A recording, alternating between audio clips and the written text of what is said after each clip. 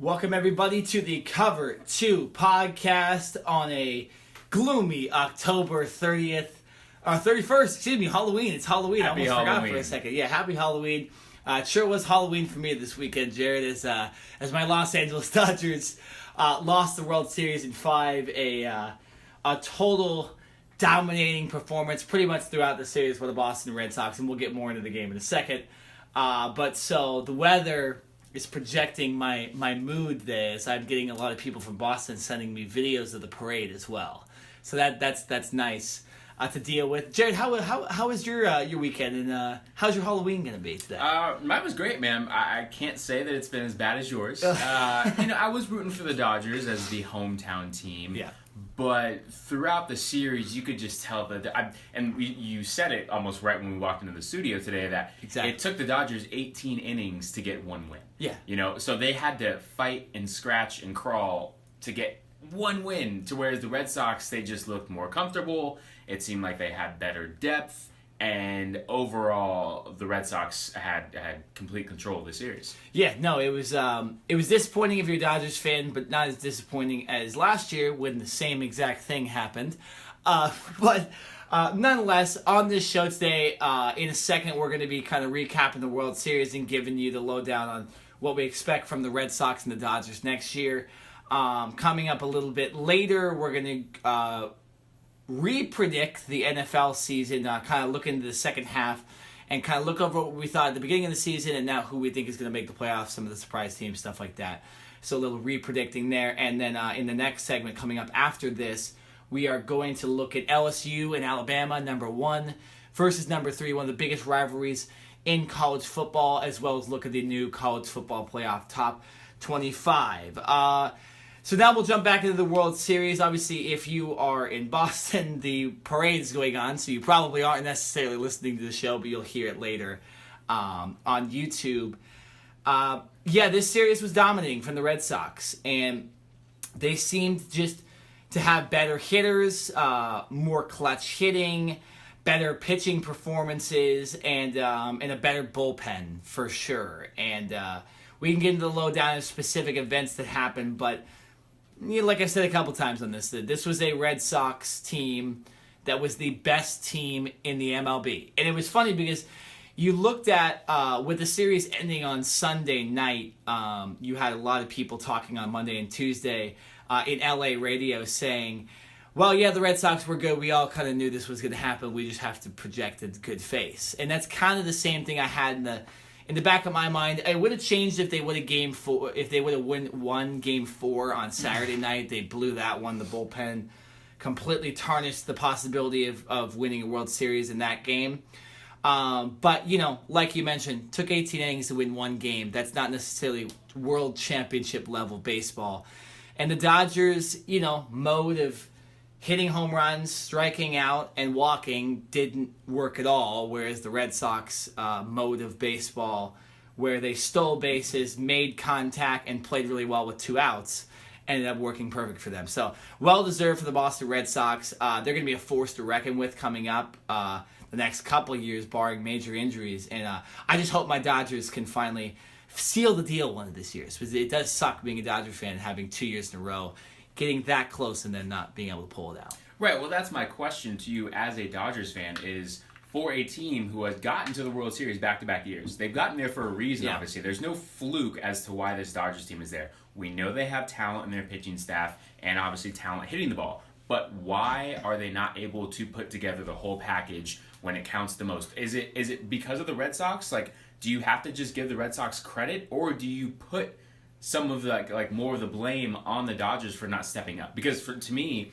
not necessarily as an outsider, but someone who's not a Dodgers fan, I give the majority of the credit to the Red Sox and say the Red Sox, whether they're playing the Dodgers or Milwaukee or whatever other NL team would have made it to the World Series, I think the Red Sox would have won regardless. I think they're just that good. So I think, unfortunately for the Dodgers, they ran into a train wreck where the Red Sox were just clearly the better team. I compare it to this a little bit. You look at the Big Ten in football, and you can look at this year or you can look at past years. The bulk of Ohio State and Michigan's season is built up with these giant matchups versus Penn State, Michigan. Sometimes they schedule big teams at the beginning of the season. That's their rough part. That's the hardest part of the season for them. And then they get into the conference championship game and they play Northwestern or Iowa or Wisconsin, who's been the good last couple of years, but they smack them. And it's like the conference championship game is just kind of formality of the conference trying to be fair geographically to teams.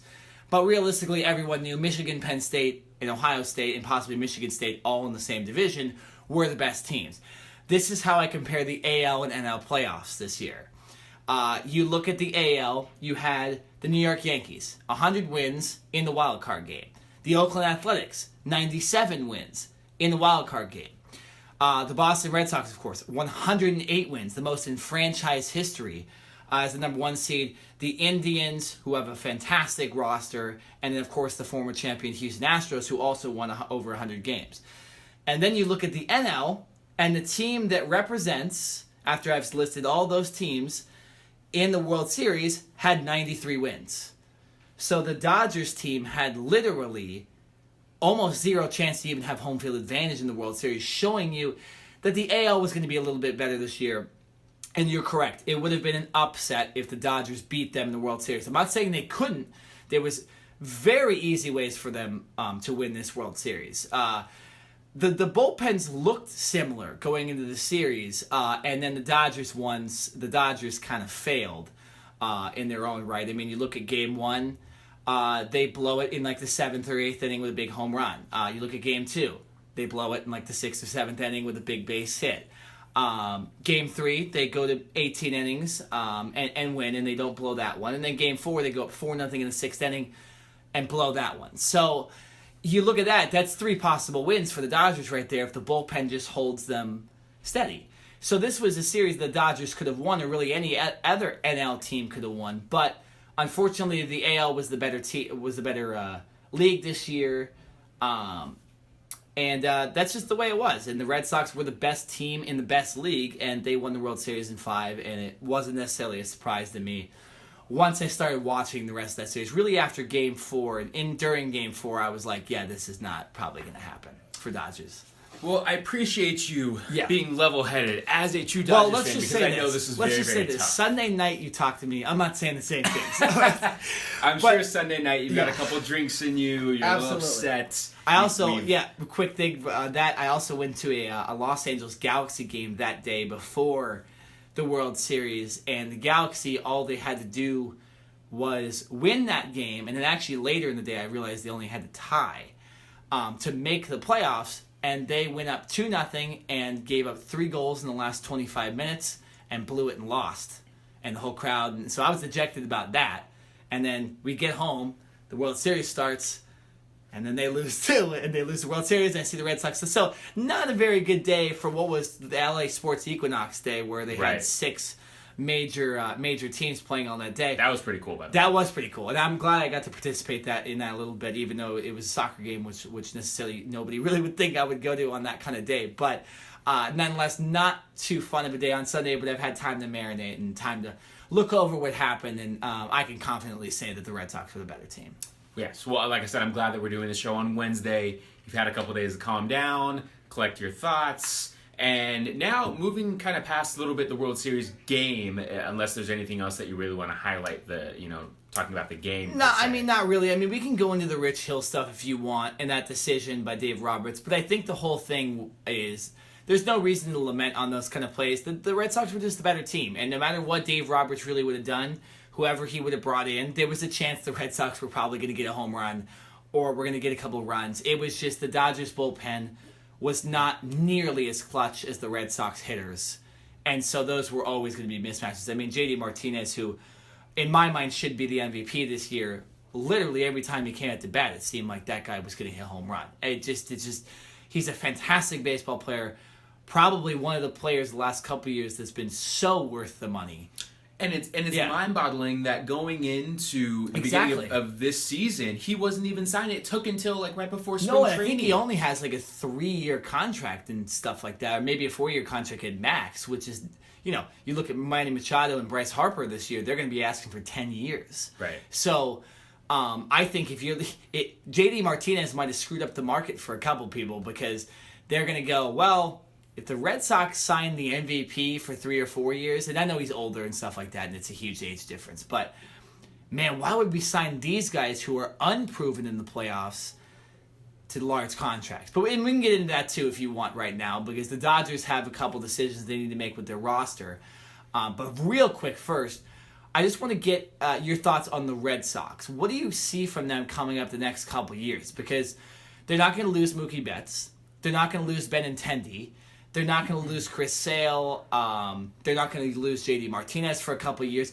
What do you see from them? And David Price just opted in. He said this morning at the parade today that he's opting in. I don't know if that was a drunk decision or not, but nonetheless, he's thinking he did have all the leverage, so I'm surprised he actually didn't opt out. But so they have all their key kind of components. If I forgot anybody else, by the way, that I apologize. But what do you see from them come up the next couple of years? Well, you brought and for David Price, he's a smart man. He's not dumb. Now, yes, he could test the waters in free agency and potentially get more money with another team. But what kind of team is he going to? I think he understands at his age where he is, he's not 25 anymore to where it's like, okay, I've got like 10 more years in the league. Now, maybe he's got 3 or 4, but I think he wants to go out on top, and he understands all of those players that you just mentioned with the Red Sox. These guys are staying with this team, this core is going to, this nucleus will be the same for the next foreseeable future. Absolutely. So this Red Sox team will be contending for the next 3 to 4 years. Now, I'm not saying they're going to get the World Series every single year,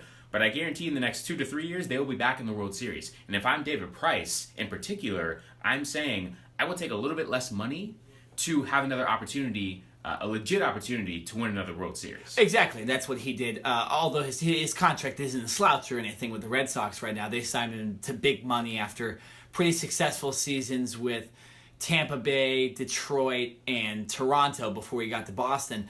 His problem was always playoff baseball and how he didn't pitch well. And we saw in the 2 games he pitched in the World Series, he was, in my opinion, better than Chris Sale during the playoffs. So that's a very big boost for the Red Sox, and that's scary for not only the American League, but for anybody playing the Red Sox. Because if you have 2 aces, and then a guy like Nathan Eovaldi, who's, although he's a free agent, pitched an amazing World Series, especially that 18-inning game, going 6 innings in relief. It's a scary, scary pitching rotation along with a very good lineup. So good for David Price. I know he's had troubles with the media over there, and we've kind of made fun of him in the past, and the fans booed the hell out of him in Game 2 of the ALDS, but, hey, he got his money, he got his championship, and now he kind of has all the leverage now. But I think the biggest thing for the Red Sox, too, here is they have some free agents right now, and I was just mentioning Nathan Eovaldi, he's a free agent for them. Joe Kelly, hard-throwing relievers, is a free agent for them, and Craig Kimbrell is a free agent for them. I think if you're the Red Sox and you can afford all 3 of those guys, I don't see a reason to bring them not bring them back, because I think they were just as key as anybody else in this series. Right. My question would be, and I don't know if this is really in the Red Sox MO, are they like the Yankees and the Dodgers where they're willing to spend more money than is necessary? They are, and that was something they didn't do before, like 04 and 07 when they won the World Series prior. It's one of the reasons they hadn't won in like 80-something years, however long it was, because their management wasn't signing, they weren't signing big-time free agents. Now that they've started to do that, they've now won 4 World Series in what has it been, 14 years. So, not a dynasty necessarily, but it just seems like every couple of years they reload and win the World Series, and now it just seems like this is probably their best team since starting that kind of tradition. So yes, they do spend money just like the Yankees, just like the Cubs, just like the Dodgers. So, we'll see, but they don't necessarily have to spend money because they got Betts and they got Benintendi and all these young guys who are under rookie contracts. Right, and I think another great thing about this, because you talked about they've won 4 World Series in the last 10 years or so, is that even if they aren't able to sign their own guys back, there are going to be other good players on the market that are going to say, hey, listen, you know what? Maybe I take a little bit less money to go to and not have an opportunity to win, right? And so I think they're going to be fielding calls from other players and their players' agents saying, hey, what's it going to take to get my player to come and play with you? Yeah. So I think because of their greatness they're going to attract other players as well. So yes, even if they're only able to sign a half of the guys that they really want, they're going to get other players. It's not like you're a bad team and you're having to go scrap and throw money at people. People are going to come to you now. Yeah. And I think that's one of the luxuries that they're now going to be able to see. No, exactly. And that's what we saw with the Yankees last year. They obviously got Giancarlo Stanton and people like that. And so it's nice having a lot of money, or at least being willing to spend the money as a baseball team, because it really does work out. We're talking about some of the best teams in the league. Red Sox, Cubs, Dodgers, Yankees, they all spend money. Now there's teams like Cleveland that don't have as much, but they have built up a nice roster of young players and stuff like that. And then you have even like a team like the Oakland A's, who don't spend any money and made it, and the Astros, who still have not spent that much money and made it. So there are ways to do it, but one of the ways is to spend a crap ton of money and sign these big time free agents. Now let's move on to the Dodgers, because there's a lot more questions with their roster. If you look around the diamond, because I've already analyzed this with so many people off air, Josmani Grandal is a free agent. Brian Dozier is a free agent. Manny Machado is a free agent. Matt Kemp has a giant contract. Yasiel Puig is in his last year of arbitration. Hyun-Jin Ryu is a free agent. And then, of course, Clayton Kershaw actually today has to make his decision on whether he wants to opt in or opt out. We haven't heard that or any decision yet live here on the podcast. We'll keep you updated on that, so we're not necessarily going to jump into that just yet. We're going to kind of wait a little later in the podcast to dive into that and see if the news comes through. But Jared, what do you see as the biggest the biggest thing the Dodgers have to do in the offseason? Because I just listed all those kind of guys there in flux, free agency type of stuff. What is the biggest thing the Dodgers need to do in this offseason to try to remain a contender for the World Series? I think the first thing is figuring out what Clayton Kershaw is going to do. Mm-hmm. And Clayton Kershaw, I think, is at that point in his career where he's not the Clayton Kershaw of old. Now, he can still be a dominant pitcher in the regular season, but I think now the writing is on the wall with him as far as the postseason goes, to where you can't sit here and say, all right, Clayton Kershaw, go out there, give us 8 strong, and it's a definite win, right? We can't say that anymore. So you have Walker Buehler, you have some other fine pitchers in that rotation, but I still think he can be a centerpiece and a guy that can obviously help win you ball games. But is he willing to come back? Does he want to come back after everything that's happened, after the last 2 World Series of losing? Does he want to come back and attempt a third go at this? Or does he want a fresh start? I think that's number one. And then, like you mentioned, you have Yasiel Puig on his last contract. I think one of the biggest things they have to do is shore up their bullpen and shore up their closing pitching. Kenley Jansen, listen, I know he had a lot of health issues, right? And I believe it was a heart issue that he was dealing with. So that's very, very serious. But specifically talking about when he's on the mound, I think this year proved that he can't be trusted. And so I would have to seriously look at getting another closing pitcher, someone that can be trusted a little more, because the amount of home runs that Kenley Jansen gave up in the 9th inning, I'll combine the regular season and the postseason, was ridiculous. And he's not the reason why this team lost. I'm not going to put it all on him. But closers get that role for a reason, right? It's like, okay, whether you have a 1-run lead or an 8-run lead, it's like, all right, we're going in there and we're trusting you, right? And I don't think right now the Dodgers can trust Kenley Jansen. I agree with that. Can't trust Clayton Kershaw, which is amazing, and can't trust Kenley Jansen. And really the only guy I could trust that came out of the bullpen for the Dodgers was Pedro Baez. But you can't expect that next year, although he's gotten a little bit better and better every single year. He's still a guy you don't want to, I agree with you. They got to go out and splurge in the market. And there's a lot of free agent relievers, too. If you look it up, it's Zach Britton, it's David Robertson, like I just mentioned, Craig Kimbrell. These are some big-name free agent relievers, and they don't have contracts right now. And some of the reason why they were traded all, and Andrew Miller as well for the Cleveland Indians. So if you're the Dodgers, I think priority number one, obviously the Kershaw thing will be decided today. Wednesday. So if you're listening really on any other day, you already know what happens, unless you find out here live on the podcast. But So the first thing to do was Kershaw, but that will be over with after today. And then I think you have to look at the bullpen, because I think you need to get rid of Manny Machado. If you guys would have heard what I was saying about him after Game 1 and after our podcast on Wednesday, that I kind of got sick of Manny Machado. I mean, in Game 3 in that extra inning game, dude hit one off the wall and jogged to first base. So that, that's not the Dodger way. You look at, there's two big guys they could sign this year, or give extensions to. It's Manny Machado and Yasiel Puig. Both are kind of eccentric players. Both kind of, irritate the other team. I would 110% much rather have Yasiel Puig, because Yasiel Puig plays hard. You see him run around the bases. You see him make plays. He plays hard. Machado, it's kind of slow motion. And I'm glad we got a trial run to know to not sign a guy like that. And I'm going to be interested to see how much money he gets in the market, because I know he was asking for $300 million for 10 years. I heard the other day executives are only thinking $230, $240 million for him, because of this recent string of incidents in the playoffs and then lack of clutch hitting later in the playoffs. So I think they need to get rid of Manny Machado. You already have Corey Seager, so that's not a problem. I think they need to trade Matt Kemp.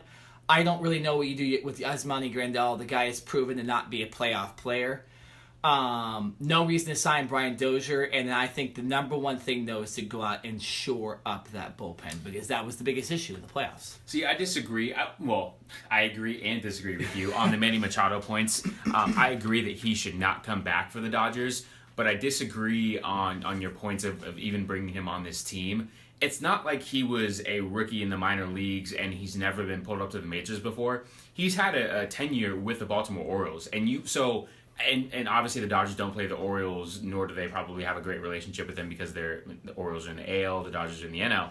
But there's tape on Manny Machado, so you've been able to see, and you can call and speak to the Orioles about what type of player is he? Does he play with heart? Does he always run the bases and play with passion? So to have to say that we had to, the Dodgers, the Dodgers had to bring Manny Machado in to see what type of player he is, I think that was a mistake. If that was the reasoning for bringing him in, you should have been able to figure that out through your scouting and watching video of him, and to say, okay, listen, we can see, yeah, he's a good player, but is he worth investing $300 million in? Do we even want to trade pieces right now to have him for half a season? So if that was their reasoning, then I think they screwed up, and I think they made a mistake. Because I don't think you trade for a player of that caliber unless you understand and you have him in your future plans. So if the Dodgers aren't going to re-sign him, if that was just for a half season, just to get him, help get to the World Series, then I think that was a mistake, because, like I said, I think you've seen what Machado has done, and I think he's already kind of done some of these types of acts where maybe he doesn't run as hard, or maybe he's not giving 110% every single time. So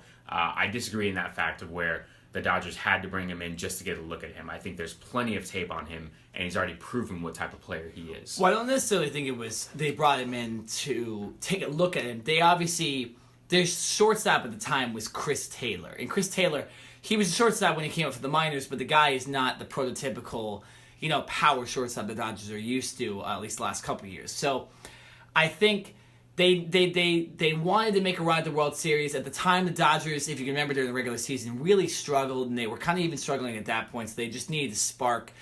It worked to get them to the playoffs, and it did work to get them to the World Series, but it came down to clutch time. The guy didn't play well, and kind of had some dirty stuff he did. So the other thing about that, too, is when they did trade for him, they didn't give up the cream of the crop guys. They didn't give up a Walker Buehler or Julio Urias or an Alex Verdugo. They still have their top three prospects after getting Manny Machado for half a season. So the Dodgers, they made a decision. They have a lot of farm. They have a good farm system, and they have a lot of players they could have traded. So it was a bet that didn't pay off necessarily, but they do still have another bet in Corey Seager waiting to come back, who was, a vital part in even getting the Dodgers to Game 7 last year. So I don't think that's too much of a problem. And, yeah. So the segment's coming to an end. We're about to at the end of this segment. I just want to say congratulations to the Boston Red Sox once again. World Series champions, well-deserved. This kind of concludes our baseball talk for the next probably month or two because we're going to go into the winter meetings and stuff like that. So we'll probably discuss the Kershaw opt-in and whatever happens there. But nonetheless, it's a good baseball season. Once again, hopefully the Dodgers can come back in next year and try to win the World Series. But I thoroughly had fun watching the season, and I enjoyed. It was interesting though. The ratings for this season just came in for the World Series, and I guess they were like the fourth lowest in the last 10 years. So I guess not that many people were interested, and I don't know if everyone else had the same feeling of the Red Sox were just a better team and were destined to win. I'm not really sure, but the ratings were not there, so that was an interesting. And that's surprising too, because it's LA and it's Boston. You would have expected Boston to come out and watch it, and LA obviously has a big audience trying to watch their comeback season. So it's interesting. Good little tidbit right there. All right, we're gonna come back on the other side of this break. We're changing topics completely. College football. Top 25 are released for the college football playoff, and LSU versus Alabama this week. I cannot wait. This is the Cover 2 podcast on OC Rock Radio. From the top on down, here comes a 1-2 pitch. Red Sox win the World Series. 5-1 the final tonight. And the best team in baseball wins it all in 2018. Last year, Alabama had 59 of the 61 AP votes. They were number 2.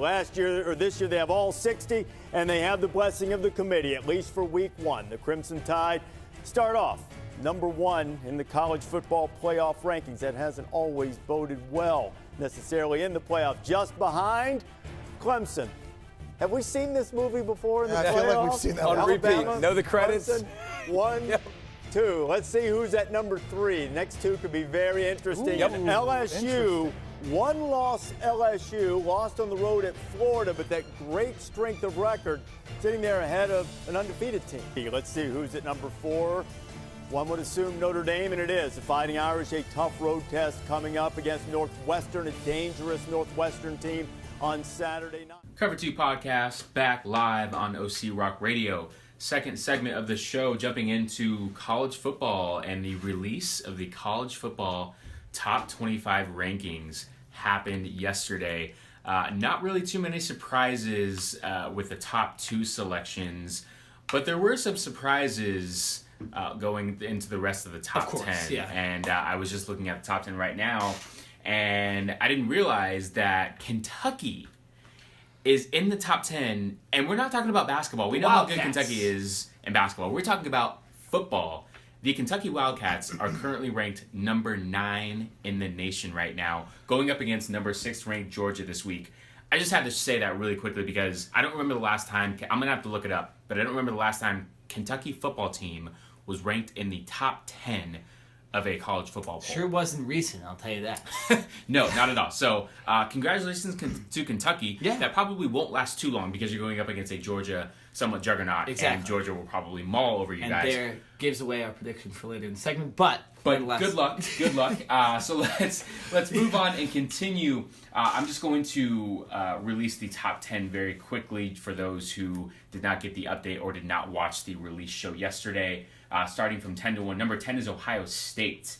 And that one is interesting because Kentucky is ahead of Ohio State. And Nick and I were talking about this during the break. That how is an Ohio State team who clearly has better talent and has the same record as Kentucky, but Kentucky is ahead of them by 1. That one is a little interesting. Kentucky at number 9. Washington State at number 8. Mike Leach. Wow. Washington State is the only Pac-12 representative in the top 10. Jared, that's our team, man. I remember when we were doing this podcast like a year and a half ago, maybe even 2 years ago. Washington State was the laughingstock, and we were saying was not legit and all this stuff. Do we dare say it again? Well, you know what? Let's say the top 10. Give the top 10, and then we'll go over. Washington State will be the first one we talk about. I'm going to need them all over about that one. Number 7, Oklahoma. Sitting at 7-1 as well. Number 6, Georgia, like we just mentioned. Number 5, the Michigan Wolverines, sitting at 7-1. So those are 10 through 5. And now the top 4 teams that are currently in the college football playoff format as of today. Number 4, Notre Dame, sitting at an unbeaten 8-0 right now.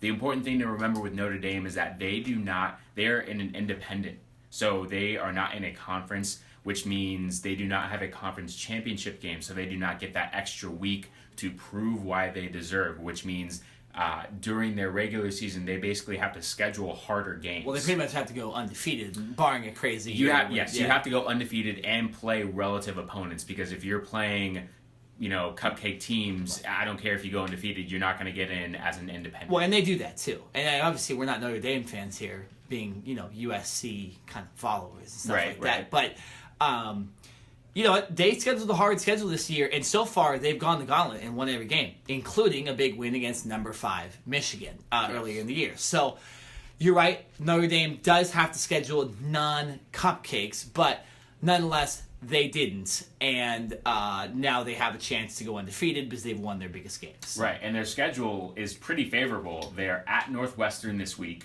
That's not as easy, though. Northwestern's a good team this year. I would say, honestly, I would argue that is probably their hardest game left on their schedule. Then they're at home against Florida State, which is interesting. You don't see Notre Dame and Florida State play too often. They're at home against number 19 Syracuse. I think that's a win. And then they travel to USC, and USC is just you never know. You never know with that, but USC does not look. But I would argue that Northwestern is their hardest game remaining on their schedule. Number 3, LSU. And I think LSU definitely deserves to be in this top 4 right now, sitting at 7-1.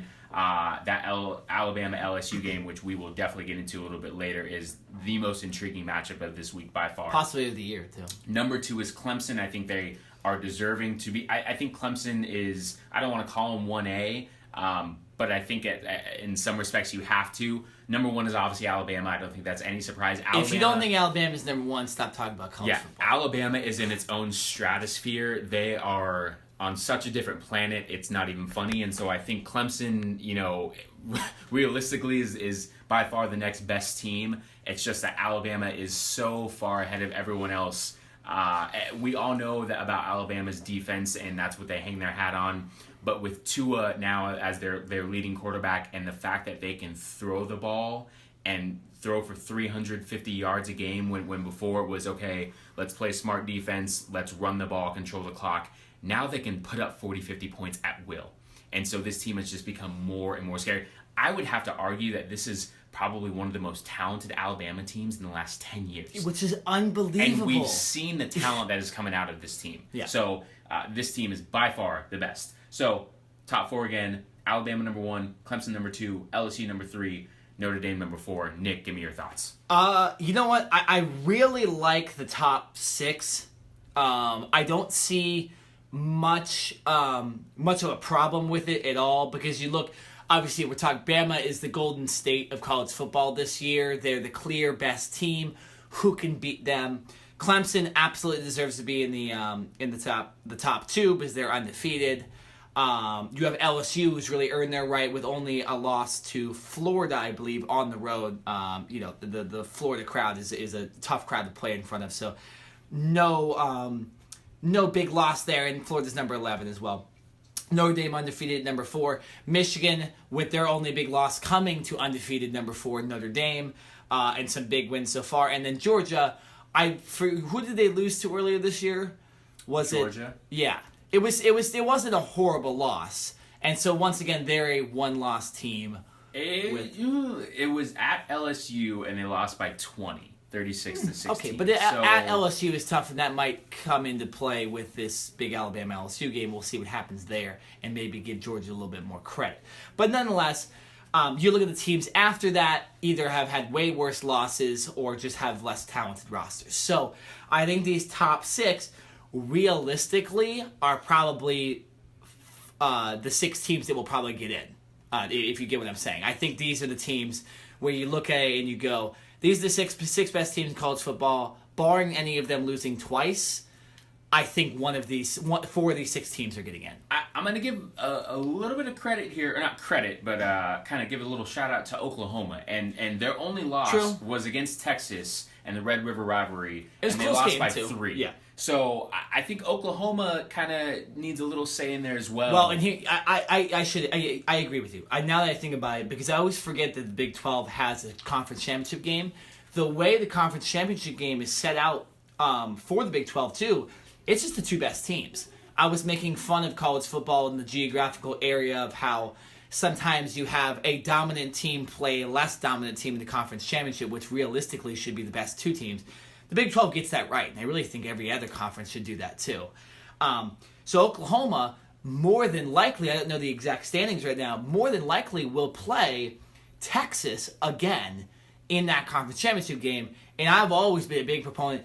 If you lose to a team and then beat them again in the conference championship game, you essentially expense that loss and you're undefeated. Right. So Oklahoma could do that. That would absolutely earn them the right to get in. So I apologize. There's 4 out of the 7 teams should get in. I'll throw Oklahoma in there. Right now, that Big 12 conference championship would be Texas and Oklahoma. The only other team that is contending or has a legitimate shot would be West Virginia. And we'll talk about them in a second. Right, and they have a little bit of making up to do, but it would be Texas and Oklahoma in a rematch if that were today. Yeah, so I think Oklahoma does have a chance. You're right. And whether they play West Virginia or Texas, I think even with one loss to a ranked team, like we're looking at, Georgia lost to a ranked team, Michigan lost to a ranked team, LSU lost to a ranked team. So they're not necessarily totally bad. So I totally agree with you on that. I think this is a 7. Now we move down to Washington State. Jared, I know you love the old ball coach. The old ball coach, Mike Leach. What are your thoughts? Does Washington State, in your opinion, because not in mine, in my opinion, I don't think they can get all the way. I think the Pac-12 just sucks this year. So I don't think so. What do you think about Washington State? Do you think if they run the table, they have a chance to get in the Final Four? You brought up my point exactly, and the one only legitimate argument that I can give against Washington State is the fact that the conference is horrible. Mm-hmm. And because the conference is weak, the games that Washington State plays, you kind of have to put an asterisk by them, right? You can't say, oh, well, even if it was a close game, they were playing a really good opponent, because right now Washington State sits at 7-1. Really, Washington, which is in the Pac-12 North as well, is the only other legitimate contender to them. And they're not and that they're good. At 6-3. They're not that good. And they're not that good either. So you look at the Pac-12 South, Utah leads that at 6-2. USC is the next best team at 4-4. So this entire Pac-12, with the exception of Washington State, is really kind of pathetic. Yeah, well, I mean, I'm looking at the Pac-12 South standings, because essentially you look at the North standings in the Pac-12, the winner of the Washington State-Washington game is going to the Pac-12 championship. You look at the South, Utah is in first place at 4-2. USC is in second place, and Utah beat USC already. Right. So that's a 2-game lead. The next team is U of A in the Pac-12 South. Okay. Arizona. U of A. They got a big win against Oregon somehow last weekend. But so Utah is going to be the South participant. And Utah's good this year, and they've had some good games. They have a tough place they play at, but the Pac-12 championship game is not a tough place to play at. It's Levi Stadium in Santa Clara. Right. So it's not, there's no home field advantage, and halftime the crowd is terrible at those games. So Washington State, I almost even think if they run the table, probably won't even get in. I just think Pac-12's not getting in this year, barring the committee trying to get them in. I think, much like a team I'm going to mention in a second, Washington State needs some help to get in. They're going to need losses. They're going to need Bama to win. They're going to need Notre Dame to get upset. They're going to need Michigan to lose one of these games. They're going to need Georgia to, they're going to need to have a lot of help to get in. But I just, if the best teams you're beating are 3-loss teams, it's just not. That's just not. The only good thing for Washington State is their last game of the season is against Washington. Yeah. And the one thing I will say about this 13-person collective committee is, the last impression can always sometimes be the best impression or the worst, depending on if you win or lose. So if Washington State continues to win out and does beat Washington, who they get at home, then maybe the committee, at least considers them, because, like I said, the last impression is the best. If you were to lose a game, it's better to lose at the beginning of the year, because you still have a multitude of games to make that up. If you win later on in the season, it's kind of like, okay, this is now crunch time, and I think that's more fresh in the committee's mind. Well, and to give them a little bit of credit, their one loss is to USC, who had a winning streak at home of 18 or 19 games that was snapped this past weekend. But so Washington State on the road, I believe it was a Thursday or Friday night to at USC. The flight from Pullman is not necessarily an easy one down to Los Angeles either. That's actually a pretty far flight. even though they're on the same coast. So I'm not going to try to give them all this credit, but on a short week at USC in the Coliseum is not necessarily a horrible loss. So if they do end up running the table and they do get some help, they should get in, because that loss isn't terrible. It's not as bad as Purdue, like Ohio State, and it's not as bad as Kentucky almost losing to Missouri and Vanderbilt the last couple weeks. They won, but they're averaging like 12 points against, Jared, Missouri and Vanderbilt. And my dad went to Vanderbilt, and we acknowledge them as the clear worst team in the SEC. So some teams are going to need some help. Some teams are not. Jared, do you see, real quick before we kind of finish the rankings as we go on to LSU versus Alabama, do you see any other teams on this list that have a chance, possibly without some help, to get into this Final Four? Maybe going undefeated, maybe beating some big teams. Who else do you think could get into the Final Four? So I don't think we really talked about Michigan too much yet. Well, no, because I think we've talked about them, I think, a couple weeks now, and saying they have a game against Penn State that we'll predict later this week, and they have the game against Ohio State. And it's pretty much if they beat Ohio State, they're in. Right. Because this game in the Big Ten Championship is now looking like it could be against like Northwestern, which is, if you lose that one, it's a complete choke. So I think Michigan controls their own destiny in a way, and if they just win and win out, they'll make it. I still, even though Ohio State is coming off that ridiculously horrible loss at Purdue, they had last week off, so they've had essentially 2 weeks to sit here and muster that and turn that into fuel for this week's game against Nebraska.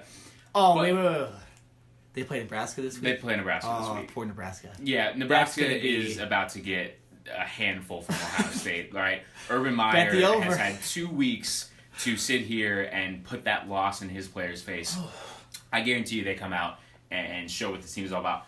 But from a talent standpoint, I can't ignore how good Ohio State should be, right? And I understand that was a horrible loss and that set them back. That's the reason why Ohio State is sitting at number 10. But I think talent-wise, Ohio State can play with almost any team in the country.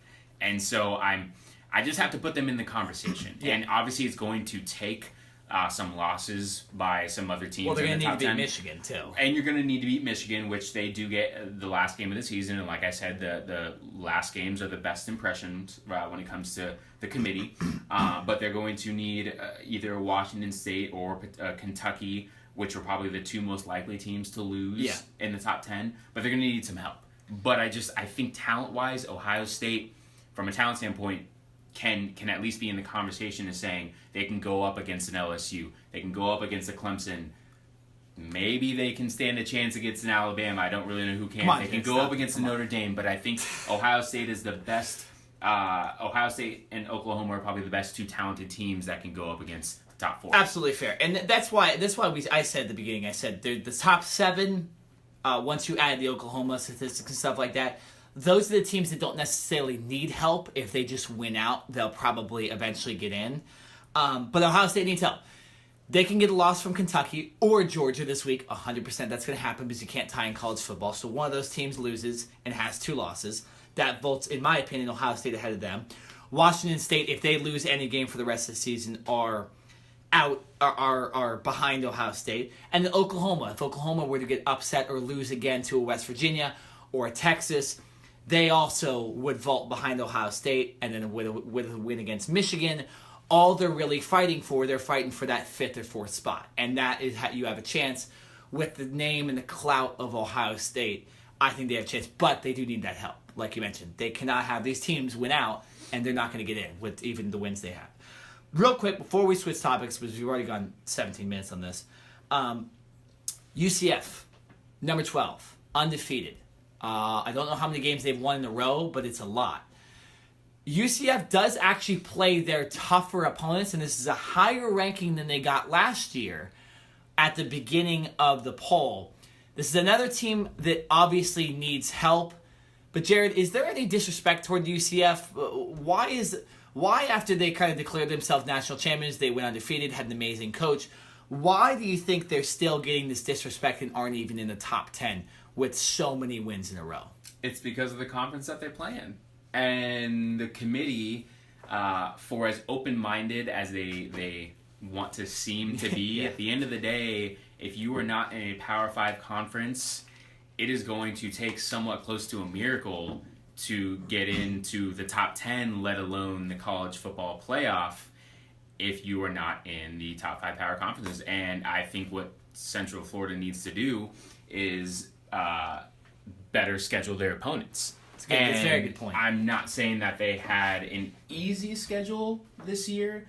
They played against Pittsburgh. They play. I mean, you're struggling. That's about it. Well, no, right like I mentioned, this is their tougher stretch. I'm looking right now. They're at home against Temple this week. Then they're at home against Navy. Then they're at home against Cincinnati. Then they finish off the season away at South Florida. South Florida is a good team this year. We're ranked at one point, and then of course the conference championship game, so they'd be 13-0 playing. But you're right. You look at that schedule, and come on, guys. Why in the hell is UCF scheduling a D2 team in South Carolina State? Come on, what are you doing? Right? And I would have gave them a lot more credit until I saw that last night. And I said, you know what? If you have the balls to schedule a D2 team, you better beat the crap out of every opponent you play this year. I don't necessarily know if they've done that because I haven't followed UCF that far, but it's probably one of the reasons they're not in the top 10. And that's why I asked you, because I wanted to see what you had to say about this, because I don't think they deserve to even be number 12. Probably they probably even should be lower. You look at a team like Penn State or something like that. They look like they're probably a better team. So here's the one thing also with Central Florida. In the American standings, Central Florida is in the East. In the West, Houston is the only legitimate team. They're sitting at 7-1. And they don't for Central Florida, and they don't play Houston this year. But why don't you schedule Houston? Well, here's the thing, though. They'll play Houston more than likely in the championship. So that's Houston's good, and Houston has one of the top draft picks this year. Yes, they do. They have a possible Khalil Mack type player. Yes. So yes, he is. That's a tough game to play. But again, it's Houston. It's a city's team. It's not the University of Alabama or it's some city that they decided to put a college in, a lot like UCF. But we need to move on. Don't have a lot of time in the segment. We're going to do, here's what we're going to do. We're going to go over LSU and Alabama. We're running low on time here in the segment. If we run out of time talking about LSU and Alabama at the very beginning of Do You Care, we'll real quick predict Georgia and Kentucky, Michigan and Penn State, West Virginia and Texas, but we are running out of time. So, Alabama, LSU, Jared, what do you see happening in this game? In my opinion, this is Alabama's biggest game until they possibly play Georgia in the conference championship game. That's not for sure yet, because they do have a game against number 9 Kentucky this week. But Alabama, biggest game of the year. What do you see happening in Tiger Stadium? Really quickly, Alabama is a 15-point favorite on the road at LSU. Now, after Georgia got beat by 20, like you mentioned. Right, and so for Vegas to give Alabama a 15-point favorite at LSU, that's just mind-boggling. I think that shows that literally everyone in the country realizes how good Alabama is, and you have to give props to Alabama. But listen, Alabama will more than likely win this game. What I want to see is a competitive game, because if LSU wants any chance of staying in the conversation, they have to keep this game competitive, and they can only lose by a field goal, maybe a touchdown. You lose by any more than 7 points, and I think LSU's chances of getting in the college football playoffs are done. Unless Georgia loses. That's the only way. I think they have a chance. Right, but I think you're right. We talk about Oklahoma and all these other teams. Right, but still, because there are some other teams that, as long as they continue to win and win out, would have a legitimate argument as well. I think LSU has to keep this game very close. Now, they get this game at home. They get it at night. Playing at night at LSU is a different story. So the crowd will be there, the noise will be there. But the thing for Alabama is they've been there before, right? Nick Saban is going to get his guys ready. They've played at night at LSU before recently. I believe it was 2 years ago they played. Obviously, every year they alternate between home and away. So Alabama will be ready to play. But like I said, for LSU, this game has to be close. Just keep it competitive. Show that you can be in a game with the talent that Alabama has. Well, then, and also, too, the committee looks at it and goes, okay, well, they lost to Florida. That's not a horrible loss. And then they showed they could possibly beat Alabama, which isn't that the point of the Final Four, right? Teams that can beat each other. If LSU comes in and, loses by a field goal, let's say Alabama walks off, right, on a field goal, or walks off on a touchdown or something like that. You look at it and you go, okay, LSU could have won. Let's get a rematch later. Because they're not going to play each other in the conference championship game. And unfortunately, the loser of this game is going to only play 12 games, and the winner is going to play 13. So they're going to have a lot of clout. I think Alabama loses this game 100%. They still have a chance in the rankings. They probably still should be in the top 4. Oh, I thought you were about to say Alabama loses this game, and I was like, whoa, okay. Buddy. Well, okay. I'm not predicting that. Okay. No. Yeah, I'm just making sure. But you're right. LSU looking at it legitimately, they need to make this close, possibly get it to you get it to overtime. I think they almost earned that spot back in the championship. But when you look at it, in conference championships are one of the factors that the committee really puts into case, almost like, hey, you didn't win the biggest game of your year this year, so you probably shouldn't deserve to be in the final. So it's going to be tough. But they put rivalry games in the championship game in the past. I wouldn't be so far as to say that the committee wouldn't juice it up a little bit and put LSU in the Final Four if they lose. But nonetheless, I agree with you. They need to be close. So what do you think happens in this game? Because obviously you have Tua, you have this great Alabama defense. What does LSU have to do to beat Alabama? Because I think we both are going to predict Alabama's going to win. But what does LSU have to do to actually win this game? LSU, and you mentioned it, they have to stop Tua. Yeah. And Tua may not be 100% because he still has that knee sprain, but he's had a week off. So he's had an extra week to prepare. And LSU's had an extra week off as well. So I don't think there are any excuses or anything like that you can say for either of these teams, whether it's health-wise or preparation-wise. This is the biggest game of the year for both of these teams, and you've had an extra week to prepare. So whatever stops you pull out, whatever trick plays you pull out, this is the game right here. This is basically the season, at least for LSU, I think, maybe not for Alabama, because like you mentioned, if Alabama does lose, then there's still a legit argument that they're going to be in the top 4.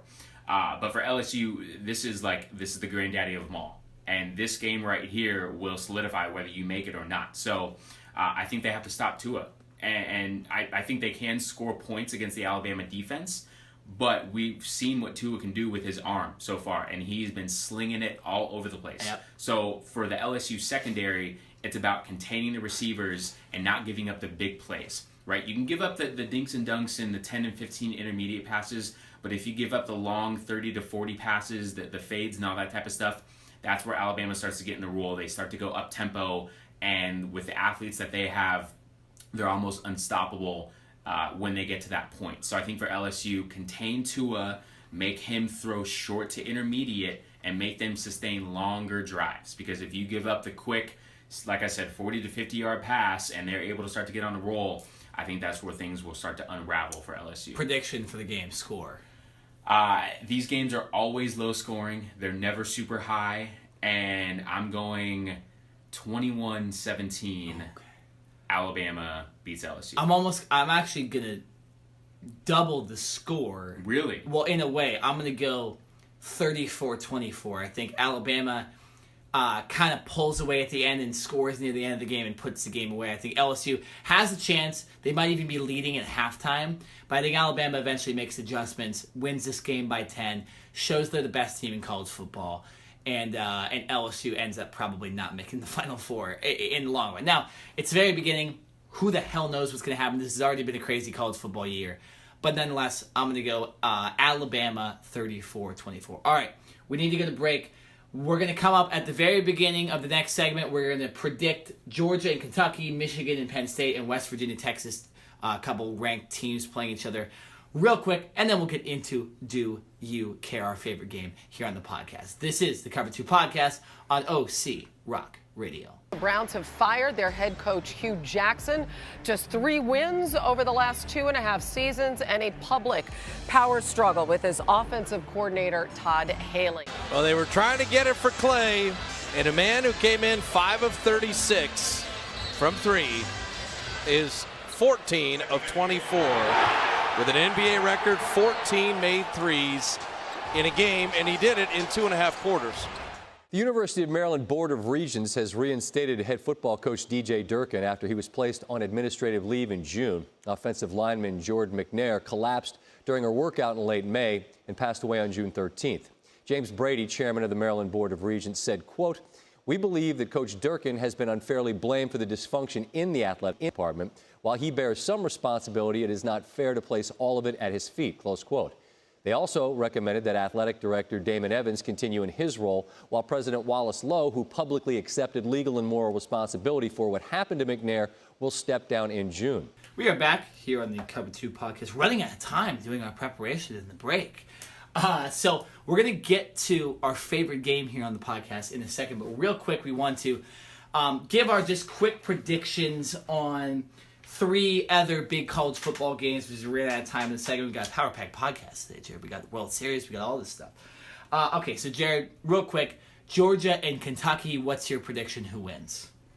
This one really isn't that tough, and it shouldn't be. This is Georgia all the way. Georgia's coming off a big win in Jacksonville against Florida, which was a huge rivalry. And listen, I mean, you have to give Kentucky props for getting to 7-1 and being where they are right now. But from just a talent standpoint, not even getting into like the X's and O's or anything else, Georgia is clearly has the better talent, and yes, it's not even a question. So I think from that standpoint, Georgia will be able to roll over Kentucky and basically do what they want at will. And I think Kentucky's run of being, I still think they'll be in the top 25, but definitely they won't be in the top 10 after this week. Hey, like I mentioned earlier, you barely beaten Missouri and Vanderbilt. You're going to get smacked by Georgia. I think Georgia wins this by 20-plus points in a blowout. Georgia gets the win. All right, Michigan and Penn State. I know we've talked about this game kind of quite a bit over the course of the podcast. I think this is the second biggest game behind LSU and Alabama. I think this is Michigan's year. I think Michigan will eventually get into the Final Four. So I think they get past Penn State. Penn State struggled a little bit last week. And although their quarterback, Trace McSorley, got hurt and all that stuff, I think Michigan pulls this out. Michigan, like I said, they're a good team. They have Shea Patterson as their quarterback. It just seems like Michigan's year. I'm going to go Michigan with the win. Yeah, I have to give this to Michigan as well, and more so, Michigan deserves to be where they are right now. No doubt about it. I'm not trying to discredit them at all, but I don't feel that Penn State is as good of a team as they were last year, and obviously you lose Saquon Barkley, and your Trace McSorley is basically having to do everything on his own now. Yeah. But I think this team has had some close calls. You lose back-to-back games. You lose to Ohio State, and then you come back and you lose to Michigan State. Both of those games at home, by the way. And then you barely beat an Iowa team who's ranked and a good team, but you barely beat them at home 30-24. So I don't have as much confidence in this Penn State team, especially on the road.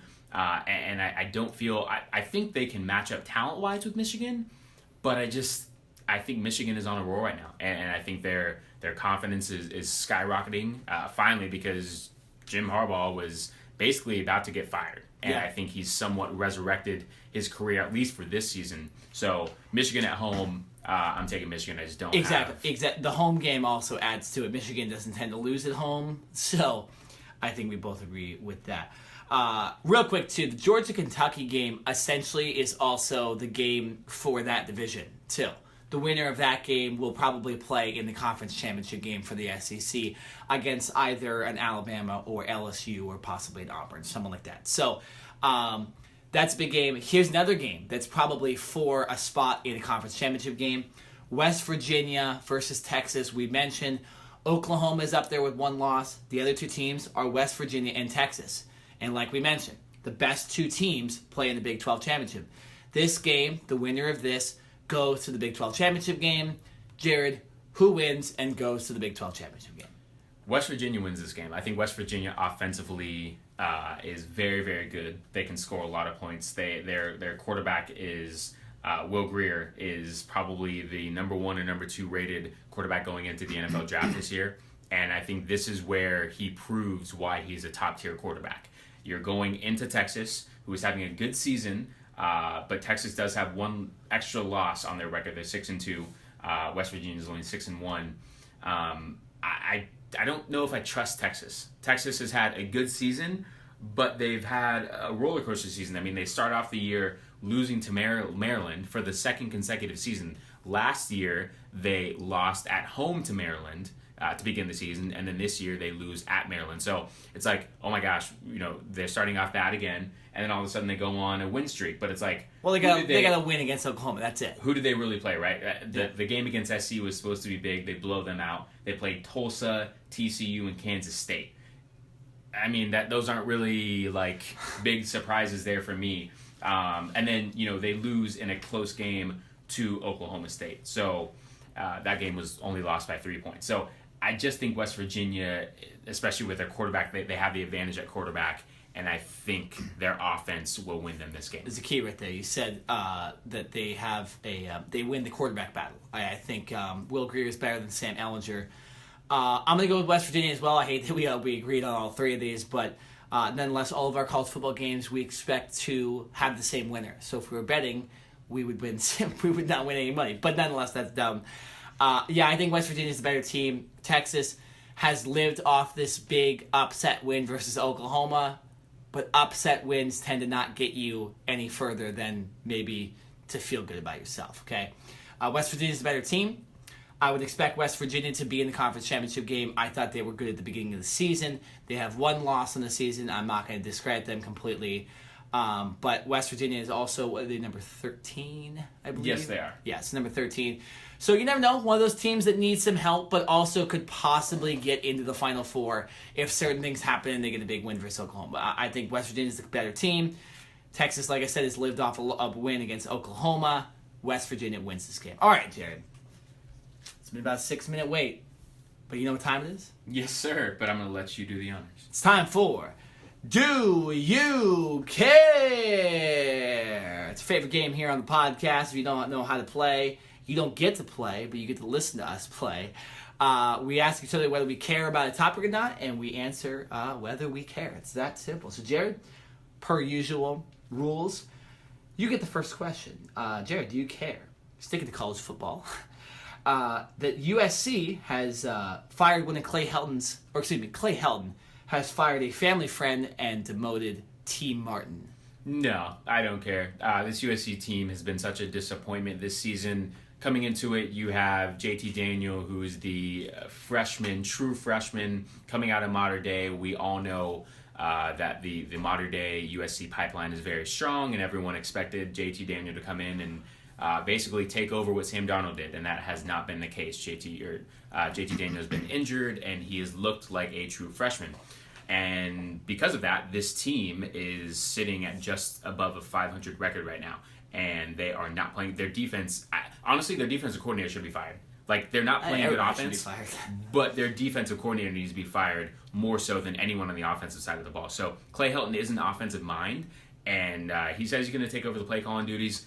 Good. I don't really know if that's going to help this team. I think at this point the players' minds and psyches are kind of lost, and they somehow are still in a position if Utah has a meltdown to where USC could still get into that Pac-12 championship game, but things aren't looking in their favor right now. So unfortunately, this season is basically lost, and at this point, this doesn't really matter, nor do I think it makes much of a difference as far as who is calling the plays. Nick, do you care? And we are going to stick with college football, except this is a completely different story. Yeah. Do you care that Maryland decided to retain their head coach, DJ Durkin? I absolutely care, because essentially this coach had a part in a player dying on his watch. And I don't know where college football is these days. You look at Urban Meyer, covers up domestic abuse, all this other stuff, gets suspended for the 3 easiest games of the season, and comes back and, oh look, Ohio State's number 10. Maryland has a player die. Allegations come out that they're abusive toward their players. Coach gets a suspension, comes back during the season. You know, the NCAA has a lot of problems, and we've talked about this in the past, how they probably should pay players and all this stuff, and how they, it's just they don't treat people that well. And here they are literally allowing these just bad people to continue to do their jobs and get paid thousands or possibly millions of dollars every single year. I think it's a travesty for college football. Maryland should be ashamed of themselves. And this is just not good. And they also retained, I believe, the strength coach. Or I might be wrong on that, but they retained another guy that was involved in this too. And they just essentially nobody got punished for this. The athletic director is still there. The president of the college is still there. It's sick. And I don't understand it. It's way worse than Ohio State. But if the Ohio State thing didn't happen, I thought at least this Maryland coach and all these guys would be fired. They didn't. It's a travesty for the NCAA, and I hope that something can happen to these guys, because what happened to that player was unfortunate, and it was partly due to these guys' actions on the field. So, unfortunately, we had to talk about it, but hey, Maryland's got their head coach back, in quotations.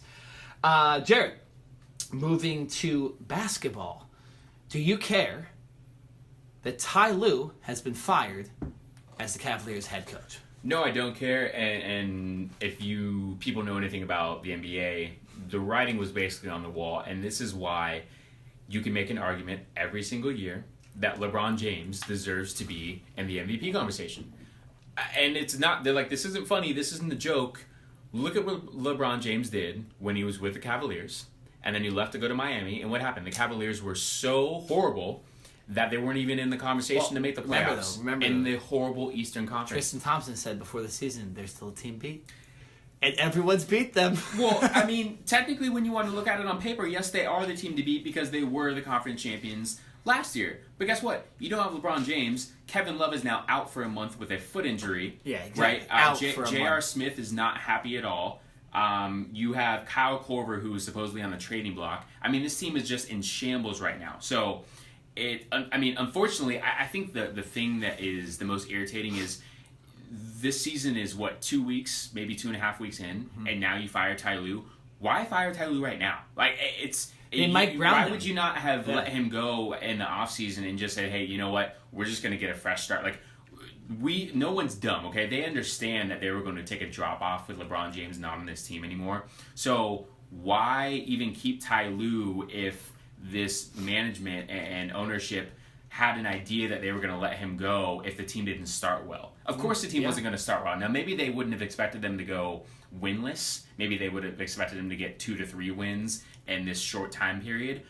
But to fire him right now just doesn't make much sense. If you had an idea you're going to let him go, then that means you're already thinking about it, and you're already thinking about a replacement. So you should have kind of given Ty Lue the benefit of the doubt of letting him go in the offseason to give him a chance to catch on with another team, whether that's in a head coaching role as an assistant. Because right now it's like, okay, he was invested in this season. He thought he was going to be here. Now he's like, okay, now I'm scrambling to find another job. And if he does land another job, which he should, he's going to be behind the 8 ball. So I think all parties, except for Ty Lue, were in the wrong in the situation.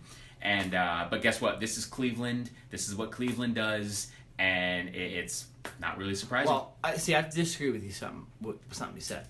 So you said Ty Lue they should have fired him because of his pet. Well, but why would you fire a coach that had just been promoted to head coach since Coach LeBron left? You know? Like, I don't understand that. So you're saying Ty Lue hasn't been the coach the last 3 seasons? Well, no, he's only coached 6 games. Oh, okay. Yeah, no, okay. We're kidding. We've been on this whole thing that, head coach LeBron left to go coach the Lakers now, and also play, and now Ty Lue is. I should just stop, shouldn't I?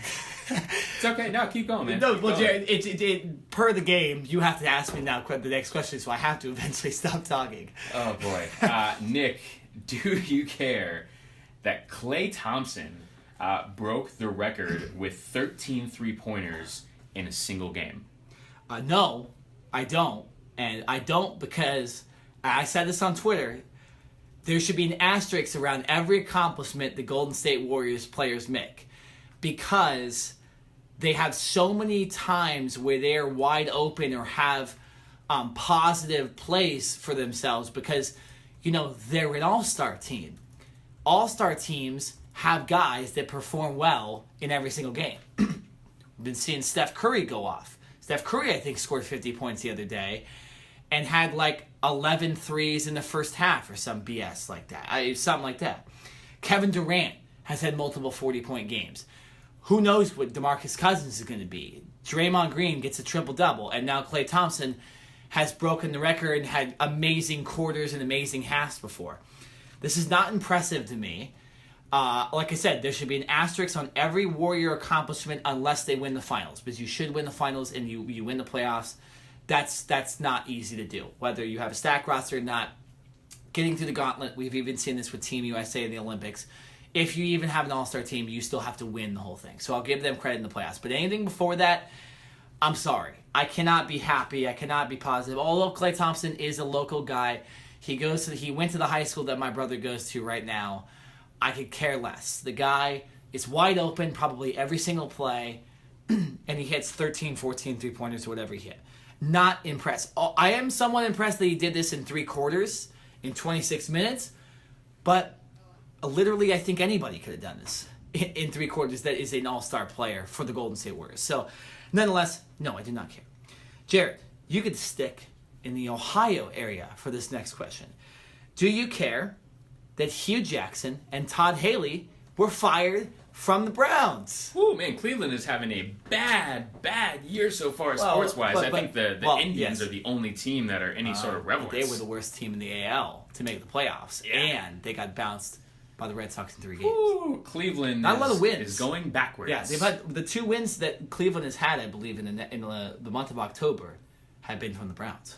Well, speaking of wins and Hugh Jackson's tenure and his 3.5 years coaching, he is like 3-29 with 1 tie.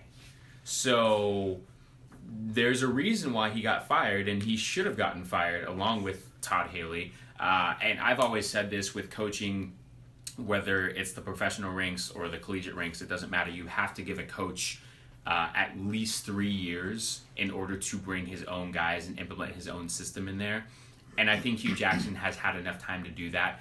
And really, I think what this comes down to is the Cleveland organization said, okay, we invested a lot in Baker Mayfield as the number 1 overall pick, and we don't feel that Hugh Jackson and Todd Haley's coaching styles and the way that they want to run their offense benefits Baker Mayfield. And so because they spent such a high pick on Baker Mayfield and they want to see him succeed, he is the golden child, the one that gets to stay. And unfortunately for Hugh Jackson and Todd Haley, they get the bump. So I think whoever this team brings in as their next coach, even if he's not necessarily an offensive coordinator, they're going to bring in an offensive-minded guy who can play to Baker Mayfield's strengths, because I think they're putting most of, if not all of their eggs into Baker Mayfield's basket and saying, you are going to be the guy that is going to turn this organization around.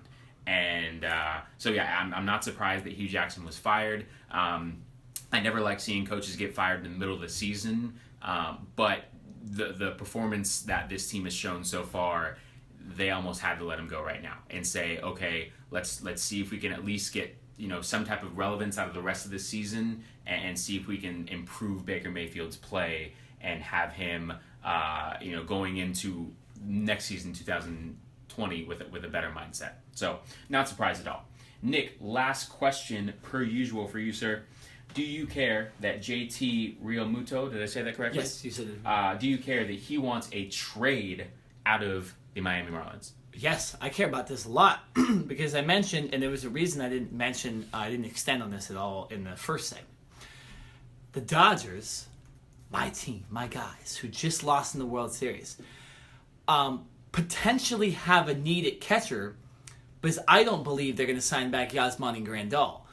So I think if you're the Dodgers, one of the big additions you could add to your team along with a bullpen is a catcher. And JT Realmuto is in the top 5 for catchers in the MLB. He was an all-star last year, the all-star starter, in fact, along with Yasmani Grandal.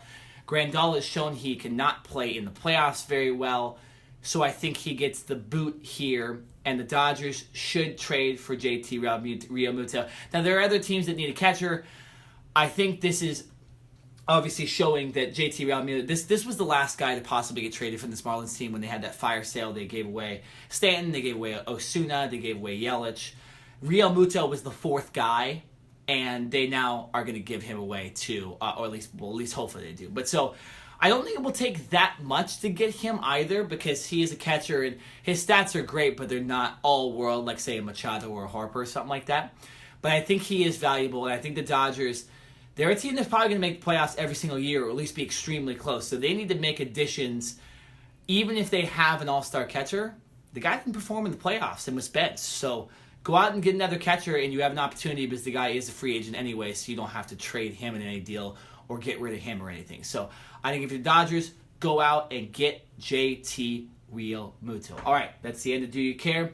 Moving on to the NFL, we're going to talk about the NFL trade deadline in the next segment, and as well as re-predict the second half of the season. We're going to tell you who we think is the number one Super Bowl contender halfway through the season, and who we think is going to make the playoffs in each division. That's coming up next on the Cover 2 podcast on OC Rock Radio. At this point, you just look at the deals that have gotten done, and I think that above all else, it makes the Amari Cooper trade by the Cowboys still stand out in stark comparison. Now, the Cowboys really believe that they got a young, dynamic player who's going to lift that offense, but GMs, executives in the league were surprised that the Raiders were able to get a first-round pick for Amari Cooper. And you look at some of the deals that got done today, they're virtually all for mid-round picks or combination of mid-round picks outside of the Ty Montgomery deal for a future seventh-rounder. You had Demaryius Thomas going to the Texans for a fourth-rounder, Golden Tate to the Eagles for a third. Clinton-Dix, who a couple of years ago was regarded as one of the best young safeties in the NFL, ends up going to the Washington Redskins for a fourth. That's just the type of situation you get into, particularly when you've got guys at the end of their contracts. They're in a rental type of situation. If you can get a third or fourth round pick, something you might be able to parlay into something more come draft time, then that's probably what you're looking for. We are back here on the Cover 2 podcast, final segment of the day, and we're not slowing down. This has been a power-packed podcast, a lot to talk about here on the show, and we're going to move on to the NFL. And not only are we going to talk about the trade deadline, but we're going to kind of give you our first half MVPs and then predict who we think are the 12 teams to make the playoffs in the both NFC and AFC, 6 each, and then we're going to give you our Super Bowl picks, our kind of re-Super Bowl picks. So if you listen to our big show at the beginning of the season, you kind of hear our predictions, and then we're going to kind of now go halfway. It's the first time we're going to do this. Half of the season, week 8, in between week 8 and week 9, and we're going to give you who we now think are the new teams, because there have been some changes. So, Jared, let's discuss these trades. The trade deadline obviously just happened yesterday, Tuesday, October 30th. So let's jump right into it. We have kind of 5 trades here that happen. The Redskins get 2 guys. The Eagles get a guy. The Rams get a guy. And the Texans get a guy. And the guy the Texans get to start off is Demaryius Thomas from the Denver Broncos. Former star wide receiver for them. He's kind of tailed off without Peyton Manning. He goes to the Texans. He joins Deshaun Watson and DeAndre Hopkins. And I think this is actually a move directly because of what happened to Will Fuller on Thursday Night Football, tearing his ACL. But so now the Texans, they give some more to Deshaun Watson, although they don't add any offensive line depth, which they probably need the most. They do add a big-time receiver to a team that's already won with 4 or 5 games in a row. So I like this deal. Gave up like a 3rd or 4th round pick for him. They gave up a 4th and 7th. That's not a whole lot. That's 7th is nothing, and the 4th round pick is, you tend to get lucky if you get a guy in the draft that's pretty good. So I like this deal. This combination of Watson, Thomas, and Hopkins, I love. Jared, what's your take on the trade? Yeah, no, I think this is a great deal for this team, and like you mentioned, this stems because Will Fuller tore his ACL in that Thursday night matchup against the Dolphins. I think if Will Fuller is still healthy and on this team, then the Texans don't make this. Probably don't, yeah. But we'll see. The thing is, Demaryius Thomas is a possession receiver, and he's a guy that can go deep. But Will Fuller was their speed guy, and I think that's something that this Texans offense is really going to lose. So if you think that Demaryius Thomas is coming in to be that deep threat, the guy that can stretch the field, I think you're wrong. He is definitely not a DeAndre Hopkins. But I think they have somewhat of the same skill set to where they're big body guys, and Watson doesn't necessarily have to be 100% accurate. He can throw the ball and both and both Hopkins and Thomas can go and kind of create plays and make plays for their quarterback. So I think that's what you're getting. You're getting another solid go-to receiver who you know what he's going to get. He's not going to be a problem off the field. And like I said, I think the best thing is they only gave up a 4th and a 7th. Yeah. The 4th round pick is really the only one where you're kind of like, okay, you can find some good players in the 4th round. 7th round pick, there are literally a handful of guys that come out of the 7th round pick that are legitimate. Nobody. So to me, that I think is the best thing, is they didn't really give up too much. And the other interesting point is the Houston Texans travel to Denver to play the Broncos this week. So Demaryius Thomas gets to fly to Houston, practice with Houston, and then fly right back home and play his former team. So that's going to be a pretty interesting dynamic. Yeah, well, you look at it. Has Houston had a bye yet? I don't know. I don't want to make you pull up the whole schedule and stuff like that either. But this could be a way of Demaryius Thomas, because obviously you're playing against Denver, so you're going to know kind of what's going on. You play against that defense every single day in practice. Right. He'll probably get some snaps, whereas like Josh Gordon didn't get snaps necessarily. And Amari Cooper, without the bye, might not have got snaps with the Cowboys. I think he'll get snaps now that they play this week after a bye.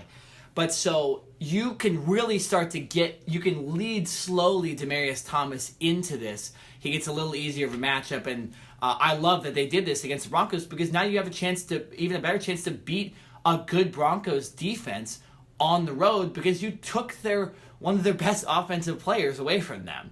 So I like this deal through and through. And real quick, Jared, because I don't want to extend into this too much, and we're about to move into the NFC East.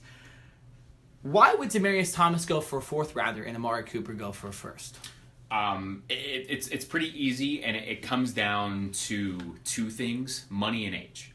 Amari Cooper's 24 years old, and he's still on his rookie deal. The Cowboys will have him through next season. Demaryius Thomas, it's not like he's old. I think he's 27, something like that. But he's already gotten that big, huge payday, and he's a couple years older, right? So he doesn't necessarily have as much tread on the tires as Amari Cooper does.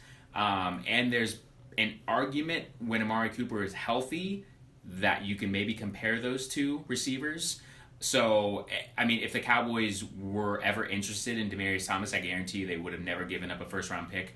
It probably would have been a 3rd or a 4th, just like the Texans did. So, like I said, it comes down to age and the amount of money that those 2 players currently were already getting paid. I like the explanation. Yeah, absolutely. But yeah, Demaryius Thomas, he gets a good quarterback. No disrespect to Case Keenum, but he's not a star quarterback. Deshaun Watson is. He gets his star quarterback back. We'll see how he does come when the Texans more than likely make the playoffs this year. All right, sticking with, because I just mentioned Amari Cooper, let's move to the NFC East. This is the second biggest deal, in my opinion, Golden Tate to the Philadelphia Eagles. Jared, your thoughts on one of Detroit's best receivers moving on to add to this already pretty good Eagles roster? I have to hand it to the Eagles. This was a good move, and they only gave up a 3rd-rounder. So Golden Tate, I believe, is 30, and that is a reason why they only had to give up a 3rd-rounder. These trades are so random. Right. It's because of his age. I mean, he only has a couple years left to play probably at a high level. So for the Eagles, they gave up a good round selection, but it's not like they were giving up a 1st or anything like that.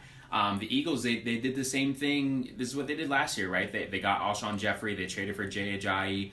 The Eagles are not afraid to go out and make moves if it's going to help their organization, and are in a win-now mode. You get Carson Wentz back. He's healthy. They're starting to play a lot better. They're on a bye this week, right? So the same thing like the Cowboys did the previous week when they traded for Amari Cooper and gave him a bye week. The Eagles are coming home from London, beating the Jacksonville Jaguars, and so they get a bye. So just an extra opportunity for Golden Tate to get acclimated into this offensive system. You pair him with Alshon Jeffrey, Nelson Aguilar, like I said, along with Carson Wentz, and that receiving core is pretty formidable. So as a Cowboys fan, it's pretty scary that the Eagles are getting better and they're the Super Bowl defending champions.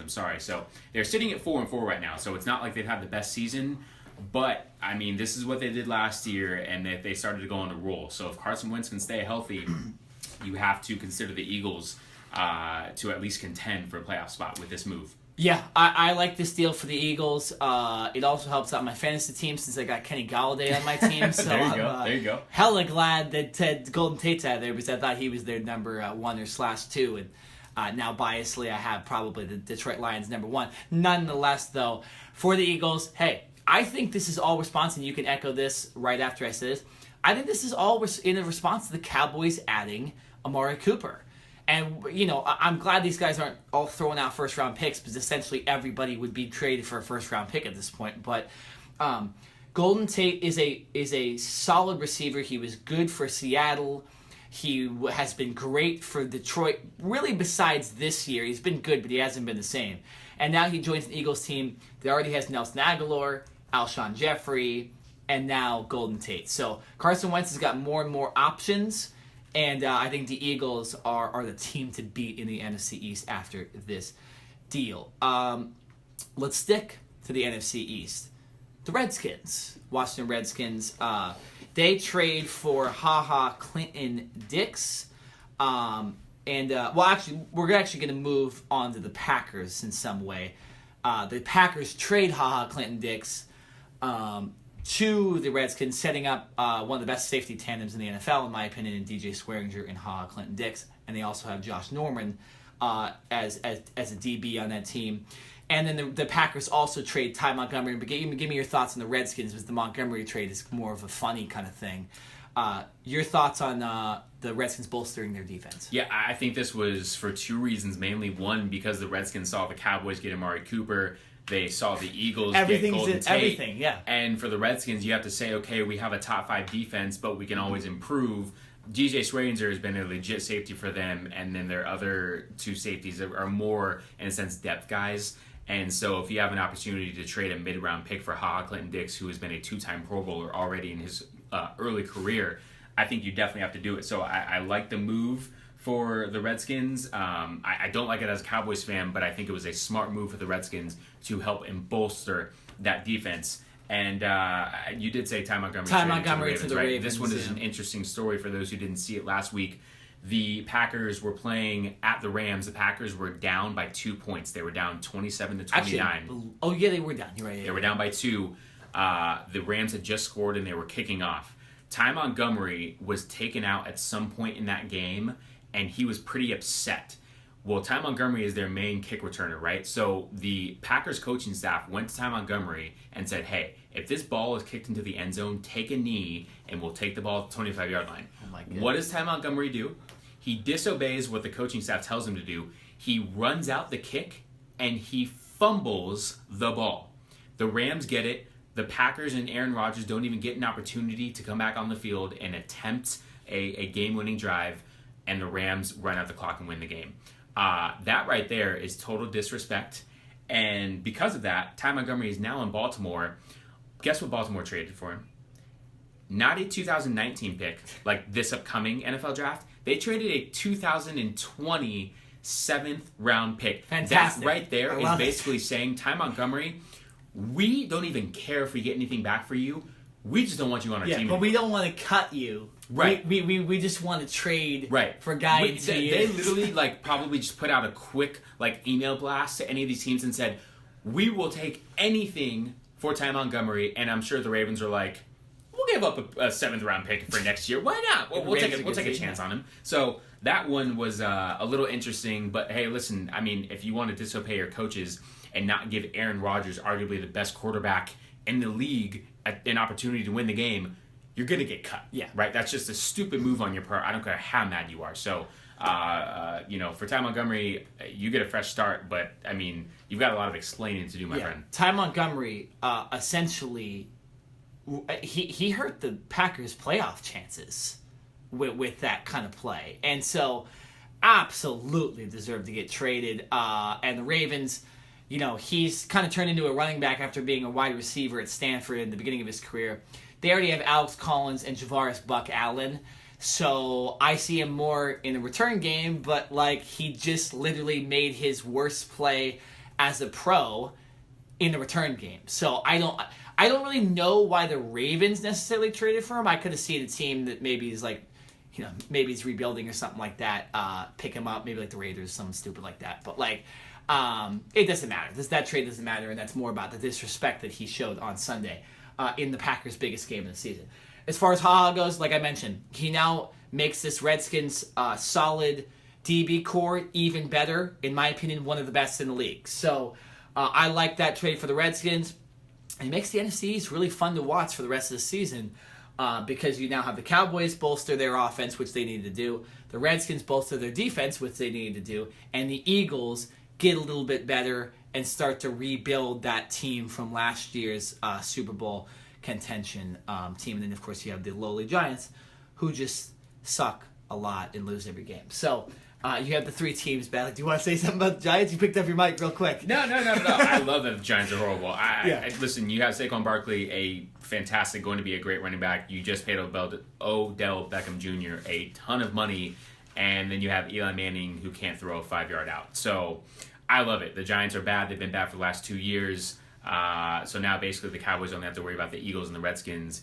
But the bad thing about that is the Eagles are the defending Super Bowl champions, and the Redskins look like a formidable team this year. So even though one team is out in the NFC East, there is still the championship. Division championship is still up for grabs for those other three teams. Absolutely. Okay, so this next trade, Dante Fowler Jr. to the Rams. Wow. So if you would have said this like 3 years ago, Aaron Donald and Ndamukong Suh, Dante Fowler Jr. and Michael Brockers all on the same line. You know they're all first-round picks? All four of them are first-round picks. No, I did not know that. Yeah. I forgot about Brockers being a first-round pick. He is a first-round pick. Whew. What does this do? We were talking about this in the break. Do the Rams have like one of the best rosters ever now after this kind of trade? Well, see, it doesn't seem like they have any holes. I think they had a good to great roster before this move, and I want to pump the brakes a little bit because on paper, yes, you see the name Dante Fowler Jr. and you see what he did coming out of college into the NFL and the numbers that he put up, and there was a reason why he was drafted in the top 10. He obviously hasn't panned out with Jacksonville. Jacksonville has loads of talent on their defensive line as well, so I think he was expendable. And I think this is a fresh start for Dante Fowler Jr. And I think when you have Aaron Donald and Ndamukong Suh, Dante Fowler doesn't necessarily have to be the guy. And I'm not saying that he had to be the guy in Jacksonville, but I think because he was a first-round pick, the team had invested so much in him, I think there was a lot of pressure on him to perform. Now, he did tear his ACL his rookie season, so that kind of set him back a little bit. First play ever. First play. Yeah. But since he's been back, he just hasn't lived up to those expectations. So maybe this is a good thing. Maybe this is just a fresh start for him. And like I said, he doesn't have to be the guy. He has 3 other first-round picks on that defensive line that are already doing their thing. All he has to do is come in, do his job, and he's going to get one-on-one matchups. He's going to get an opportunity to get to the quarterback and make plays. So I'm not saying he will get back to the status of being a first-round pick and being that star athlete that many thought he would be, but because of the other people on that defensive line, he will now get a legit opportunity to get meaningful snaps and make a real name for himself. If he doesn't pan out here, I think we now can say he's a bust. We can then say he's a bust. But it doesn't matter because the Rams have a good team. So it's right. like, so, yeah. I mean, from top to bottom, defensive line, linebacker, secondary, this Rams defense to go along with this Rams offense, you know what they're doing right now? They're getting ready for the Chiefs. And they're getting ready to say, we understand the Chiefs are great. We understand the Chiefs probably have the number one or, just with the Rams, the best offense in the NFL. Our defense is legit. It's better than the Chiefs. We're going to go against that team in a couple weeks, and we're going to beat them. And there is a solid chance, and we're going to get into this in just a minute, that the Rams and Chiefs can meet in the Super Bowl because these two teams look like the best teams right now in the NFL, hands down. Yeah, this reminds me of the DeMarcus Cousins signing with the Warriors. Right, a guy returning from injury, trying to rebuild his career a little bit, signs with a team that doesn't need him. Fowler, in this case, gets traded to a team that doesn't need him. And so, yeah, very similar things. I hope he pans out health-wise, but realistically, I hope he doesn't because I'm a Cardinals fan. I hope the Rams don't dominate the division for the next 25 years. But this is a crazy trade, and we need to move on. All right, Jared. So real quick, who's been the MVP for you in 2018 so far, player-wise? There's a lot of players that have really performed this year, and obviously you don't pick an NFC and AFC MVP. You do pick an MVP. Who has been the MVP this year so far for you? Patrick Mahomes. His first year starting. He's not a rookie. It's his second actual season in the NFL, but his first year starting. And I'm not going to give all the credit to him. He's a great player. He's a gunslinger. We all know that. I have to give some of the credit to Andy Reid and that Chiefs staff for knowing how to utilize his strengths. But what he did the first 5 weeks of the season, throwing 13 touchdowns with 0 interceptions, and putting up 35 points like it was nothing. He has proven that he belongs in this league, and he is legit. Now, they have a bunch of weapons. Tyreek Hill, Sammy Watkins, Travis Kelce, Kareem Hunt, the list goes on and on.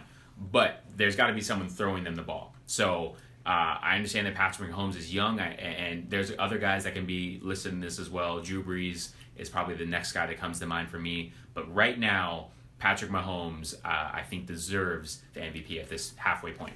I'm going to disagree. I think you get the best player on the best team. I think Todd Gurley is the MVP.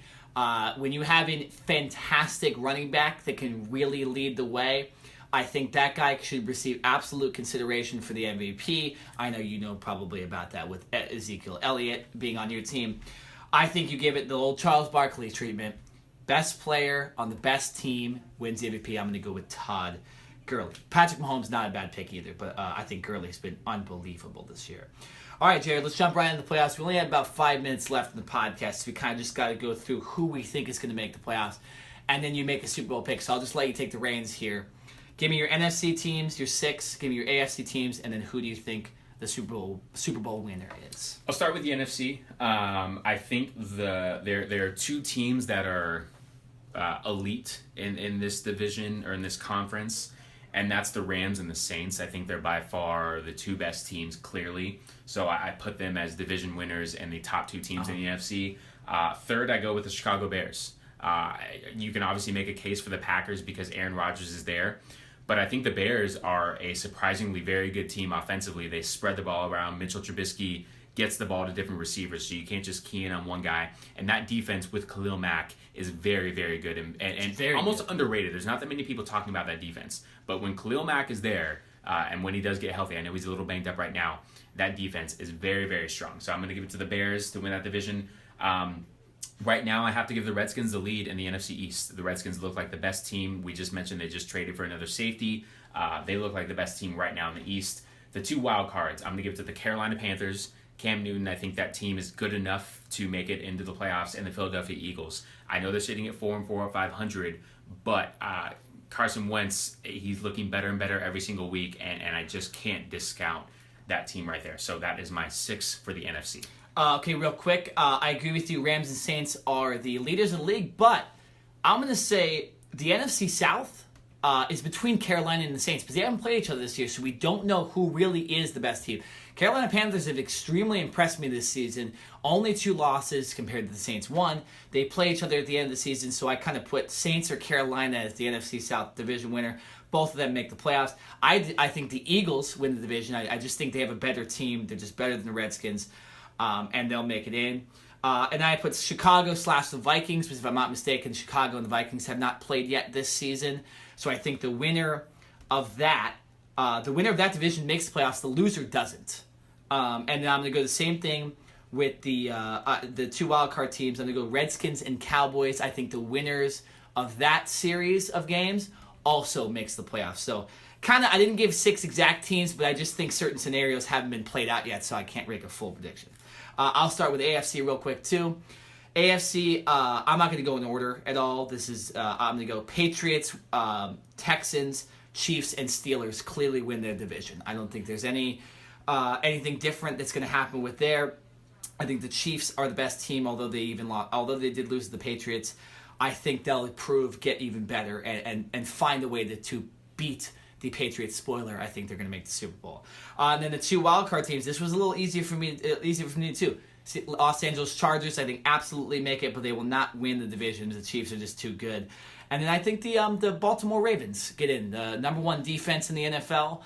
They've showed a lot of promise this year, so I think those are my 6 teams. Nobody really else came on my radar as far as teams to make the playoffs. Jaguars could have, but they've had such a bad year and cannot figure out their quarterback situation. So I do not think they make it your AFC teams. So I actually have almost the same teams as you do, just in a little bit of a different order. I agree. The Chiefs and the Patriots are the 2 best teams right now. I think the Chiefs are ahead of the Patriots, but I think those are the number 1 and number 2 teams that, if the playoffs started right now, would both get buys heading into the playoffs. I think the Ravens win the AFC North. Okay. I like their defense. I love their defense. And Joe Flacco has played really well this season, and you have the little kind of the little nuance of their rookie quarterback coming in and doing some kind of Lamar Jackson doing some little thing. He gets about 5 snaps a game within the Wildcat and that type of stuff. So I like what this Ravens team is doing as a whole. and they're healthy, which is the most important thing as of right now. The Texans, I think, are the clear winner in the AFC South. The Jaguars, who I thought would be formidable this year, just have not looked good at all. Their defense has been horrible. The Colts are not that good, and the Texans are mediocre at best. So I think by default, the Texans win that division. My wildcard teams, as of right now, and I don't necessarily have to make a clear pick. I'm going to pick 3 because I think there's 3 that are contenders. The Steelers, I think they're contenders. And then for that second wildcard spot, I'm going to put the Chargers and the Bengals right there. I think the Chargers have a good enough talented team to make it. I think not having Joey Bosa has been a big loss for them on the defensive side of the ball. Not sure if he's coming back at all this year. This next Does week. he come back? Okay. If he does, then I think you can probably vault them in for sure. And then the Bengals. The Bengals are a lot better team than I thought they would be, but they're still the Bengals, and we haven't seen them do anything in the playoffs. So I like them, but I don't trust them once we get to the playoffs. So I would probably put the Steelers and the Chargers at the wild card, but I think the Bengals are that one team that could get it. Super Bowl pick real quick and winner. Rams, Chiefs. Woo! What a game. Rams. I have to go Rams because of their defense. I'm a defensive guy. I see defense wins championships. And the Rams have a better defense than the Chiefs. And I will actually agree with you. I already gave away Chiefs would be in. As you hear the music right there, the podcast is coming to an end. Chiefs versus Rams. I totally agree. I think LA gets their championship. Unfortunately, my Dodgers couldn't do it, but I think the Rams will get in. They'll have to face the Saints more than likely in the NFC Championship game. I think it goes Chiefs and Pats on the other side. Chiefs find a way to win. Rams are the best team in the NFL. They have the best player in Todd Gurley. I'm going to go Rams win the Super Bowl. All right, it's been a podcast. Great podcast today, Jared. Fun to do it today. Lots of stuff to go. But this is the end. So for Nick Meenan, I'm Jared Smith. And this has been the Cover 2 Podcast.